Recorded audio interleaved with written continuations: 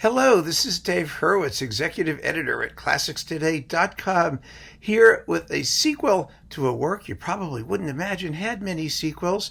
Maybe it had a few prequels. Who knows? It's Albert Roussel's Suite en Fa, his Suite in F major, a piece that very few people consider whether they consider Roussel even. I mean, it's not the most commonly played work. It is delightful. It is a 15-minute neo-Baroque jeu d'esprit, which he composed around 1926, and it has three movements: a prelude, a sarabande, and a gigue.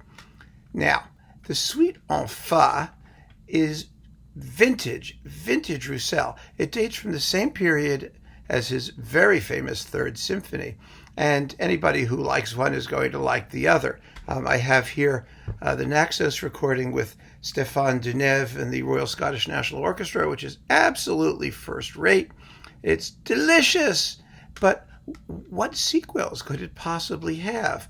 Well, in my peregrinations through the classical music universe, I discovered one, and it really kind of blew my mind. It was William Walton's Partita of 1957. Now, Walton's Partita is also a neo-Baroque jeu d'esprit, and where the Roussel had a prelude, sarabande, and gigue, the Walton has a toccata, which is preludial, a siciliana, and a gigue, a gigue burlesca.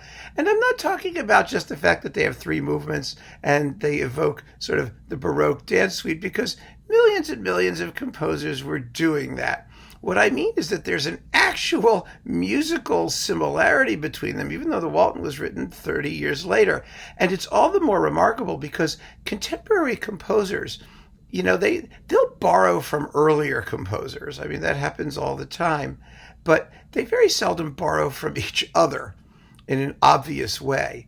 That sort of sounds like one was heavily influenced by the other. They're usually far too interested in appearing original. And when they do, for example, in Walton's slightly later Variations on a Theme of Hindemith, which is his late masterpiece, it's variations on a theme by Hindemith. I mean, he tells you who he's borrowing from. But here, there doesn't seem to me to be much of any question what his model was. And he was pretty silent about it. But you can hear it. You can hear it immediately. And I'm going to play you the samples, and you can judge for yourself. I just find this particular this is a niche video. I mean, I understand these are not works that are, on anyone's top 10, and it's a little bit obscure, but it's so interesting to see how, modern composers operate and how they think. And this is a wonderful example of that process where we can actually hear the machinations going on in a later work, which is transparently based on the earlier. Now, they open quite differently, but they're both toccata-like movements, that is, sort of fast, rhythmic, perpetual motion kind of pieces. Here's the opening of the Roussel.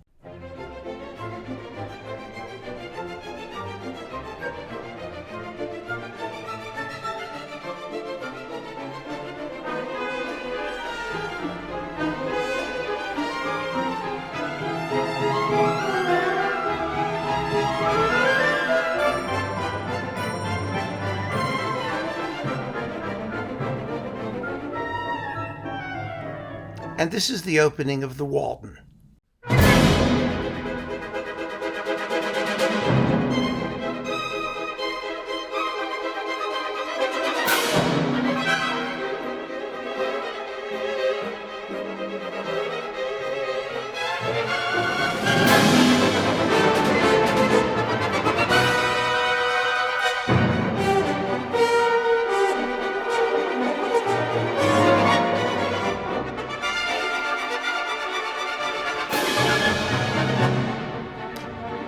Not too much in common, right?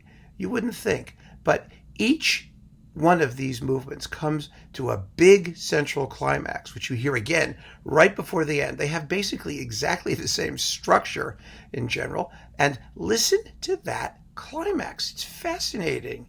Now, here's Roussel.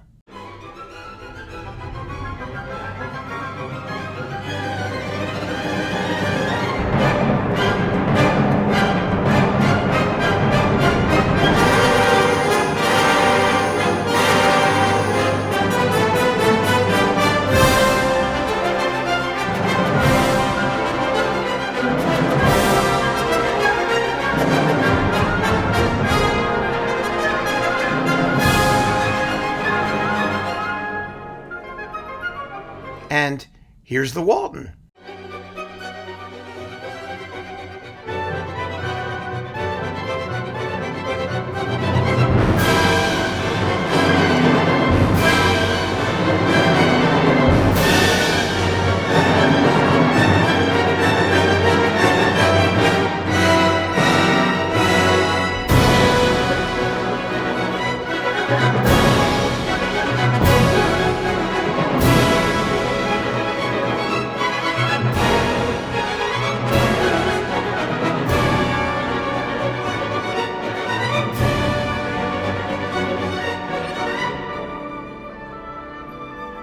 See what I mean? I rest my case. I don't think there's anything more that needs to be said, except that William Walton here obviously knew his Roussel, where he found it, where he heard it, whether he was conscious of this or not. I have absolutely no idea. But I think it's a fascinating correspondence between two composers who did have something in common in terms of their aesthetics, that sort of pinpoint, precise, mature neoclassicism, and these two works are a pair. They belong together. They're the mom and pop of modern tonal dance Baroque sweet things, right? Anyway, this is a quickie video. Like I said, it's not going to become an earth-shattering revelation to many people. But if you love Roussel and if you love Walton, here's a correspondence that I think is impossible to ignore and that will give you some serious food for thought. So keep on listening, folks, and thank you so much.